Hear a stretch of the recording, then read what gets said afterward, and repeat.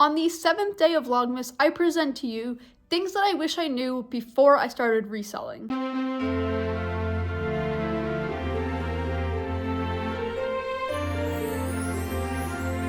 Hello everyone and welcome back to my channel, or if you're new here, hi, my name is Nicole and I'm a part-time reseller on Poshmark, and today is the 7th day of Vlogmas and I am going to talk about different things that I wish I knew before I started reselling. Maybe you are new to reselling, or maybe you're just getting started and you want to look out for certain things. These are all things that I wish I knew prior to starting or even prior to getting this far in. So I hope these are helpful for you, and also make sure that you have checked out the other days of Vlogmas that I've done thus far. I've been doing this every day for the last week or so I would love to have you watch those other videos as well. They all have a lot of helpful tips in them. The first thing that I wish I knew before I started on Poshmark is to make sure you do your research before you pick up certain brands. Because for me, the first time I went to the thrift store to buy stuff to sell, I basically didn't know what I was doing, and I just went by brands that I thought were good, and I took forever to sell a lot of those pieces, and I paid a fortune for them at the time. Like, they were not cheap, and it was so hard for me to sell them. So I just wish I did research beforehand and didn't just go off of what I thought was a good brand. It's so easy to say, oh, well, this is an expensive brand, so it's gonna sell well, which is not really the case. And so I know a couple brands that I picked up when I first started selling, and now I realize that they are just not good. They're not good for reselling. They don't have a resale value, and they're not hot commodity brands. So make sure that you do your research before you go to the thrift stores. Look for brands that people actually want, and make sure that you're looking for brands that resell well, because there's a very big difference in brands that are expensive to begin with and that also sell well. The next thing that I wish I knew before I started reselling kind of goes along with that, is just to, make sure I look around and see what kind of prices I could get inventory for before purchasing. Because, I went to the Goodwill. That was the first place that I went to, that and the thrift shops, and their prices are a little high. But then I discovered that, I could get things cheaper, and so I could go to the Salvation Army where they have half off days, or I could go to the Goodwill bins, which is basically you pay by pound, so everything is like less than $1 per item. Or I could go to Goodwill on dollar days, which that was also really great because you could get everything that was a certain color for $1. Or the other thing was getting free inventory from apps like Nextdoor or Facebook or things like that. So I would just look around for cheaper options before you go and spend a lot per item, because if you're spending a lot on each item, say $8 to $10, and you're trying to flip them and you're, struggling, you're gonna not make as much of a profit on the pieces. And that's what I was doing. I was picking up pieces for like $8 to $10 per piece, and I was having a really hard time selling some of them. And that was also before I knew what brands to pick up as well. So it was just a recipe for disaster at that point. So now I only get everything for under $1 an item or $1 per item. And that has really helped keep my costs low, but then also make sure that I'm maximizing the profits that I can on each item when I sell it. And that really ensures that if I sell a piece cheaper or if I sell it higher, I'm still gonna make a good profit either way. So do your research and make sure that you look around the different options near you. Not everyone has a Goodwill bins, not everyone has Goodwill dollar days. I know my location actually got rid of dollar day. Now they have $2 day or something like that. So you need to look around and see what kind of options you have near you, and don't be afraid to go try and find a different thrift store. There are so many that you can look for, and don't be afraid to ask them, hey, do you guys do any kind of deals? Do you have deals of the week or days of the week or things like that? Don't be afraid to ask, because it's better to get your inventory as cheap as you possibly can. The next thing I wish I knew before I started reselling was to look into the pricing of things before I started listing things, because I was giving things away for extremely cheap just because when I first started, I just wanted to get rid of things. I wasn't really doing it to make it a business. And I look back on a lot of sales that I made when I first started, and I'm like, why did I let that go for that cheap? I sold a Coach wristlet for probably around $10. I sold a lot of American Eagle jeans for less than $10. And I know I sold a lot more Kate Spade items and things like that for super dirt cheap, just because at the time I didn't really know any better. So just do your research beforehand. It's so easy to do a quick Google search, and you could also do a Google Lens search as well, take a picture of the item and anything like it will come up on Google and it will tell you how much to sell it for. So this is also really recommended because you want to make sure that you're not losing out on good money that you could be making, especially if you are trying to make this a business. You want to make sure that you are selling things for the right price. The next thing I wish I knew before I started reselling was to really try and be organized as best as possible, but come up with a good organization system.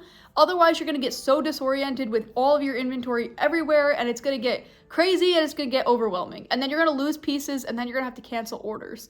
So I started in just my small little bedroom when I lived in a different house, and I didn't have a lot of space to put my inventory. I was putting it under the bed, in a drawer, in my closet. I was putting it everywhere I could find space. And that was just not really ideal because it was really hard to find anything I was looking for. And nothing was organized, so I was just throwing pieces wherever there was room. And then I moved into creating a separate bedroom for all my inventory. And so then I would put, you know, shirts in the dresser, and then I'd hang dresses and pants and things like that. And then, you know, smaller things I'd have in a separate bin. So I started to get more organized. And then I realized that like I was outgrowing that space, and I really needed to come up with a better way to handle everything. So now I have a huge section in my closet that's just dedicated to all my Poshmark stuff. And then I also have a massive shoe rack that holds all my shoes, because prior they were just in a bunch of bins and all the shoes were getting damaged because they were not organized. And so now they're all nicely displayed. I have all my in-season pieces hanging on a hanging rack, so, you know, they don't get damaged.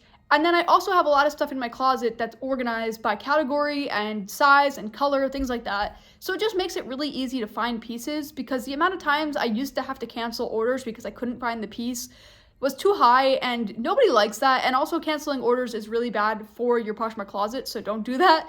And, you know, it doesn't look good on you if you have to cancel because you can't find the piece. So definitely make sure you're organized and come up with a system that works for you. And you may have to change that as you go, but at least starting out with something is a good idea, because you're gonna grow your business quicker than you probably expect you will. And so you wanna be organized from the start. And that goes for bookkeeping as well. Make sure your bookkeeping is organized too. If you're keeping track of your expenses, you know, for your taxes, and you're, you know, keeping track of your inventory that you're picking up, make sure you're keeping on that, and make sure you're not getting lazy like me, who I didn't do it for like so long, and then I had to backpedal through all of like the whole year to get my expenses and my inventory written down. So keep up with it every sale, every couple of sales, every month, however is best for you.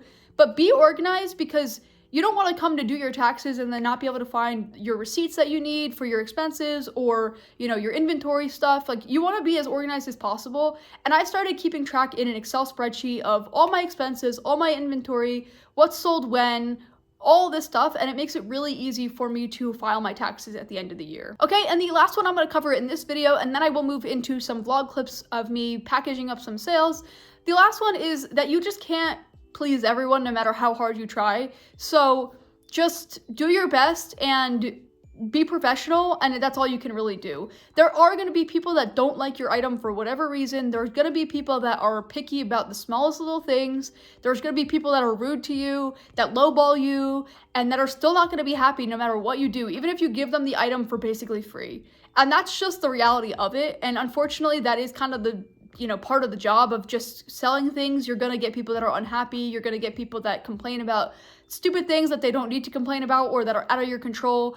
You know, like, I get a lot of people that complain, oh, the ship time is so slow. And it's like, I ship it out the same day or next day, but after that, I don't know what happens to it. So if it takes a long time from the post office to get to your place, that's not my fault. That's out of my control. Or like, I get people that say, oh, the box was damaged in transit.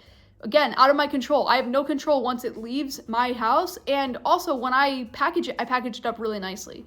So there's always going to be people that complain about things, and you just have to kind of learn to ignore them and learn to like not even entertain them, because the more you entertain them, the more frustrated you're just going to be. So every time I get like a negative review that's non-constructive and that's like basically just annoying and mean, I just ignore it. There's no point. And the reviews don't really matter anyway. And so to me, it's better to just ignore it. I used to get so upset, and I used to get like so mad about things, but now it's just like, I can't control it. I can't do anything about it. It's not worth my time and energy. So hopefully you liked these different things that I wish I knew before I started reselling. If you want to see another one of these, I know I have a long list of them, so I could definitely do another one in the future.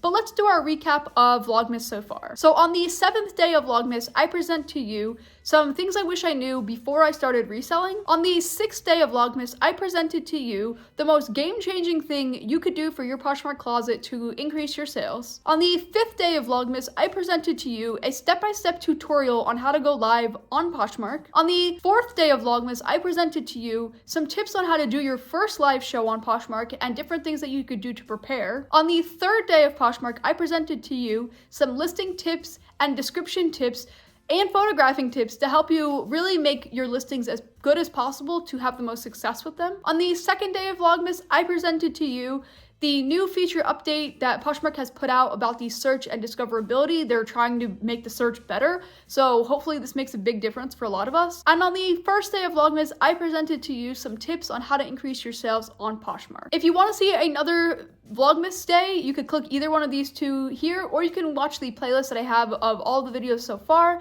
and hope you stick around and make sure that you're subscribed. And until next time, I will see you then.